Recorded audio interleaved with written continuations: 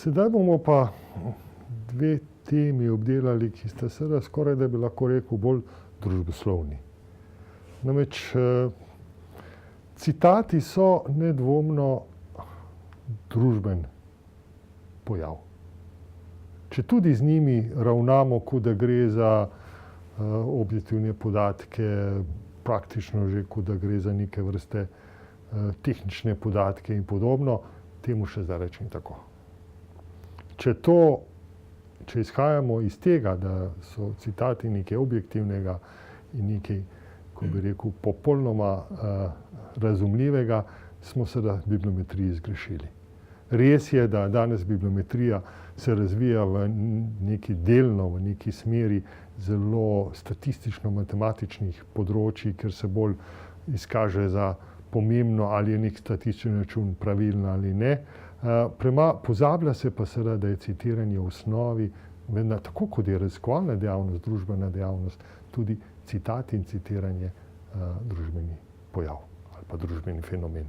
Kakšni so pravzaprav motivi za citiranje? Te ni enostavno najti, ni enostavno prepoznati. In tukaj seveda gremo tudi na malo bolj spolzki teren. Poskušamo seveda včasih najti tudi tisto, kar je, kot se neko raziskovanju, bolj skrito, teže razumljivo. Imamo različne pristope, zakaj nek avtor citira določeno delo. Seveda so bibliometrijski, vendarle pojme metodologije uporabljamo z nekih drugih ved, drugih strok, družboslovnih strok, da bi pač razumeli razliko med njimi. Prvemu rečemo ekonomski pristop. Seveda nima to v osnovi z ekonomijo veliko, ampak gre za pristop, kako ekonomisti razmišljajo.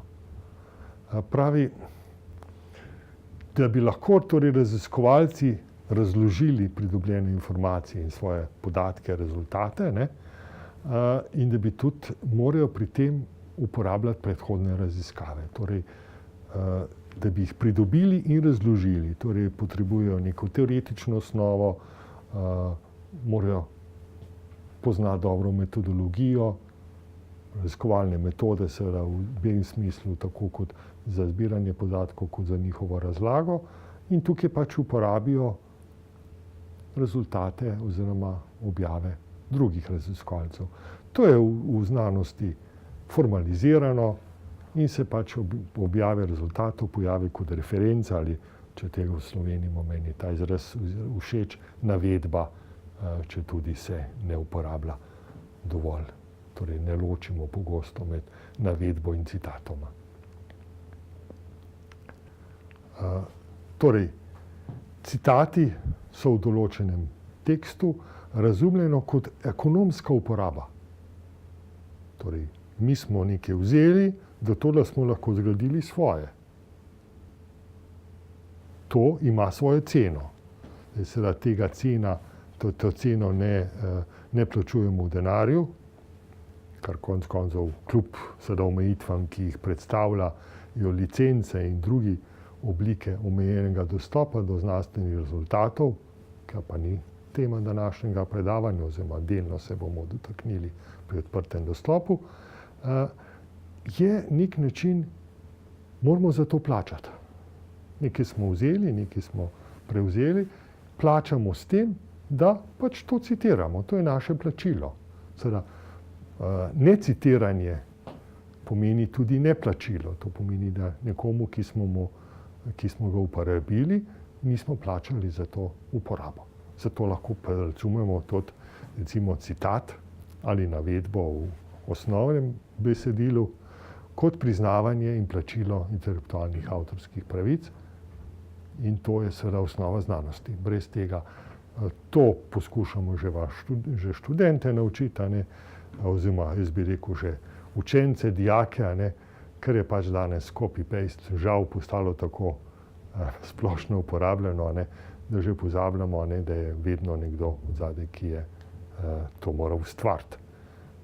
V znanosti seveda tisti, ki ne citira, ravno pred kratkim sem dobil neko zanimivo raziskavo, ki pa praktično nikogar ne citira. Zdaj seveda tisti rezultati so kot neka analiza, recimo en seminar študentov bi bilo čisto zanimiv, ne more pa to veljati kot znanstveno delo. Moram reči, da še razmišljam, kako bi to avtorju ali avtorjem sporočil, pa verjetno bom to storil kasneje. Skratka, nekaj, ker vem, da je to nekod vzeto, ampak ni navedeno, ker vidim, da je to uporabljeno. Sociološki pristop je malo drugačen. Torej, sociološki pristop pravi takole, spet govorim, to ni sociologija kot veda, ampak je način razmišljanja, pravi, citati dajejo ustrezno priznanje preteklemu delu. Torej, povezano je to delo naše z tistim, ki ga citirajo. Torej, na ta način smo se nekako vključili nek znanstveni sistem. Brez te vključitve, je naše delo v praznem prostoru. Torej, to je lahko neka analiza, evalvacija, karkoli, seveda ne more biti pa znanstveno delo, ker ga nismo v ta sistem umestili. Torej, s citati ali z navedbami se umeščamo nekam, in seveda izhajamo iz rezultatov nekoga drugega in rečemo, tukaj smo pa mi ugotovili, ali smo potrdili dosedanje raziskave, ali smo našli neke nove značilnosti, ali smo jih zavrnili. Skratka, umestili smo se v to znanstveno skupnost in seveda, če tega ni, kot sem dal ta primer, ne vem, kako je sploh to so avtorji poslali, lahko recenzijo, s tem seveda ne morem dvomiti o samih rezultatih, če tudi metodologija je to tam sporna, ampak seveda lahko pa dvomim o tem, da s temi rezultati se kaj veliko ne bomo mogli pomagati, bojo pač avtorji morali zadevo drugače obdelati. Torej, sociološki pristop ne izhaja iz tega, da je neko raziskovalno delo bilo koristno in zato je našlo mesto med referencami oziroma navedbami, ampak je v bistvu govori o tem, da smo mi svoje raziskovanje umestili v nek tok razmišljanja, v nek intelektualni, torej to raziskovanje in ga seveda na način osmislili, torej dali našemu tistemu, ki bo bral oziroma to naprej uporabljal, možnost, da tako ga uporablja. Torej, legitimirali smo se kot pripadniki neke znanstvene skupnosti in poznavanje določene tematike. Res je, tudi recenzenti vsi pogledamo, recimo predvsem pri člankih, če je tisti, ki je to napisal, vendarle pozna neko področje, da ni kar od nekod, ker ga to legitimira. To je, moram priznati, pri meni vedno prvi pogled. Kam se pa to umešča, o čem pa piše, kaj je pa tukaj originalni prispevek nekega dela. Pa bi rekel še nek psihološki pristop, ki pravi takole naslednje, seveda te pristopi se delno tudi izključujejo. Torej, citiranje je tudi neka osebna odločitev avtorja. Ali pa avtorjev, jasno, zdaj ni več individualnih avtorjev, so zelo redki. Torej, vodi jih vrsta razlogov. Torej, ta osebna nota ni nikjer vidna, tako zelo kot samo citiranje ali nekateri rečejo tudi avtocitiranje. Torej, kaj nekoga vodi, da gre pa citira v bistvu svoja prejšnja dela. Torej, v neki omejenem obsegu, ko pač upozoriš na nekaj, je to možno, ampak če pa tega veliko, si pa težko razložiš kot z neko osebnostno lastnostjo. In moram reči, da nekaj takih primerov tudi osebno poznam. Da ne govorim seveda o naročenem citiranju in podobno, spet tukaj ljudje, ki se lotevajo takih zlorab, imajo tudi neke težave za svojo osebnostjo. Torej, lahko rečem seveda, da je zloraba pri citiranju vsaj primerna tistim zlorabam v plagiarizmu. Torej, imeli smo tudi žal nekaj takih primerov v Sloveniji, ko je pač čim postane neko merilo pomembno, ali pa saj zdi se jim, da bo pomembno, so zlorabe možne. Spet pri bibliometriji so take zlorabe zelo vidne, tako da Odkrivanje je pa seveda odvisno od naročnika. Če želi nekdo preveriti, kaj se je zgodilo, se to zelo enostavno preveri. Seveda tudi kak motiv je lahko, recimo, da nekdo namenoma pogleda, kdo je najbolj citiran avtor, pa ga bolj vključi v svoje citiranje, ne. Bibliotekarski pristop, ta je tudi seveda spet pogojno rečeno bibliotekarski, a ne. Dve sta pomembni zadevi. Eno je seveda navedbe ali reference so pogosto namenjene tudi temu, a ne, da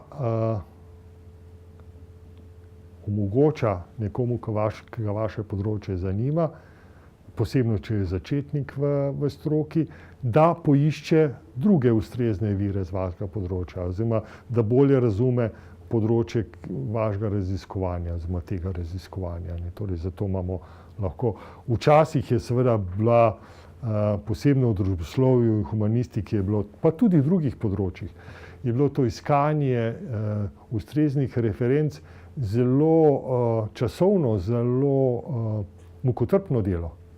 V času, ko pač ni bilo elektronskih bibliografskih zbirk, je praviloma v vsaki raziskovalni skupini bil nekdo posebej zadolžen za to. Ali pa je sam raziskovalec se s tem ogromno ukvarjal, ne. In potem smo imeli seveda tudi tisto starinsko citiranje, ki ga ne uporabljamo več, ko nekdo piše uporabljeni viri, a ne, torej pa našteje cel kup virov tega, seveda danes ne citiramo več na ta način, ker danes je iskanje ustreznih virov vendarle drugačne in lažje.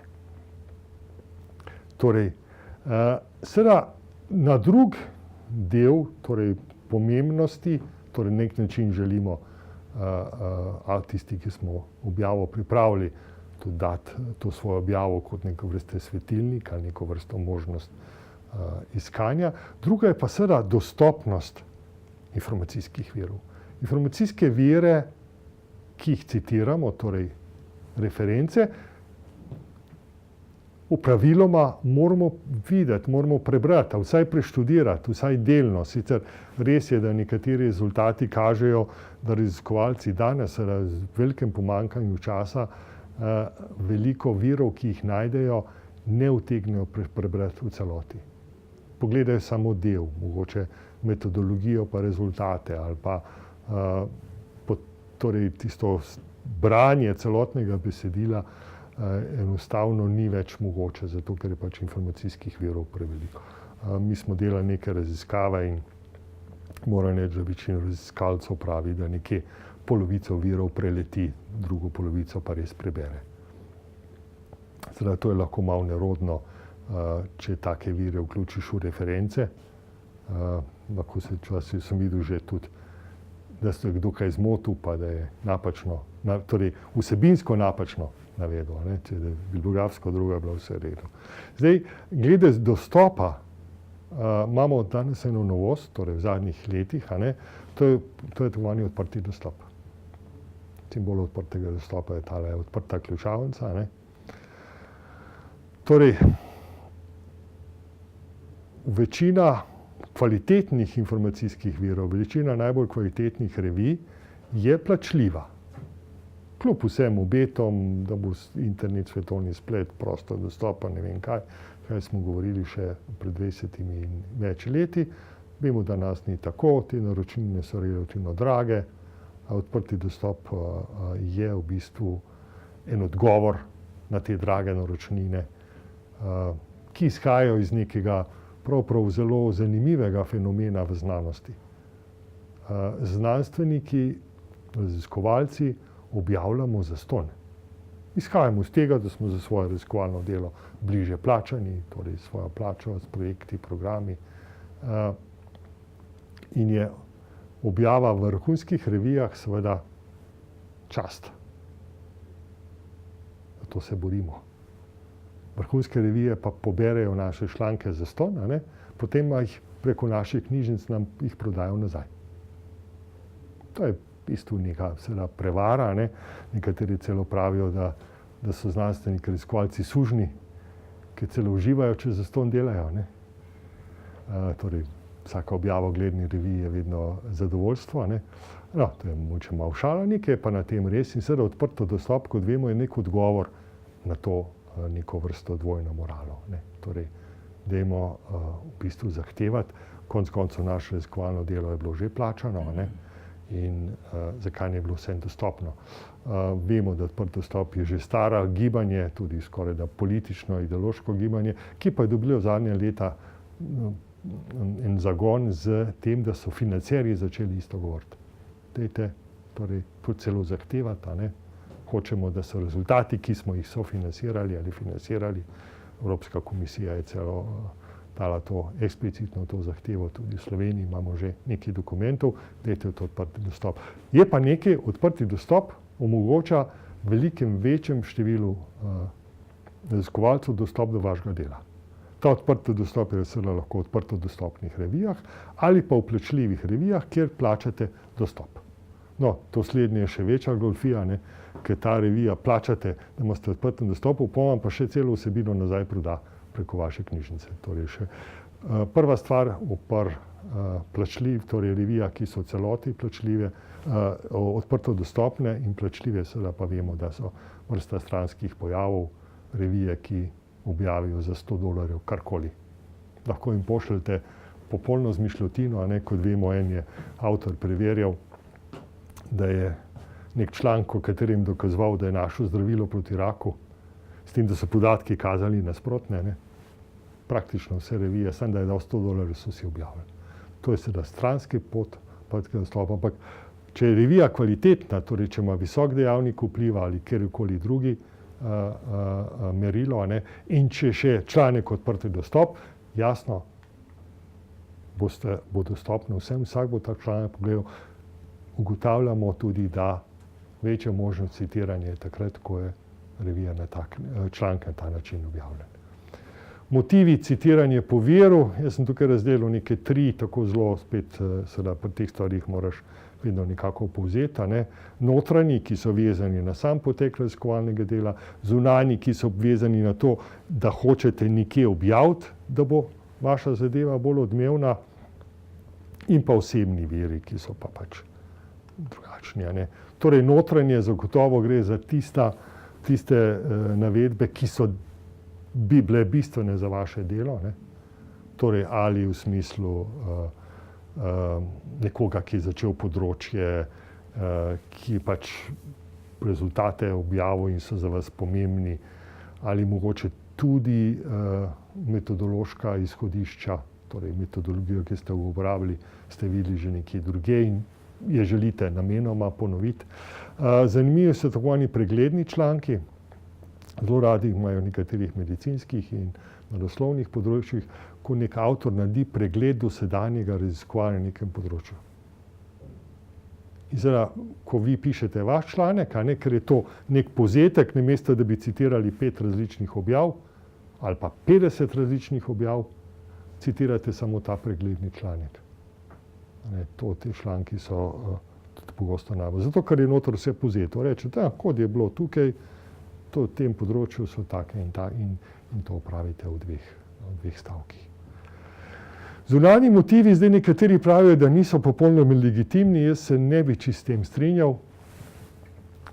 Zunanji motivi so takrat, ko hočete pokazati, da poznate neko področje, kar je tudi prav, ker bralcu oziroma bodočemu uporabniku vašega dela v bistvu odpirate to področje in mislim, da to ni slabo samo po sebi. Seveda, sklicovanje na avtoriteto, dobro, to mogoče ni tako najbolj korektno, ampak je pa tudi prav, da vidimo, kjera so dela najbolj odmevna. Potem so pa še te zadeve, ki zelo pogosto tudi revije zahtevajo. So revije, ki, ko že objavite, ko pošljete članek, dobite avtomatsko obvestilo, ali ste preverili, če je v naši reviji bilo objavljena neka članek na podobno tematiko vaših. Pa ste že vnaprej opozorijo.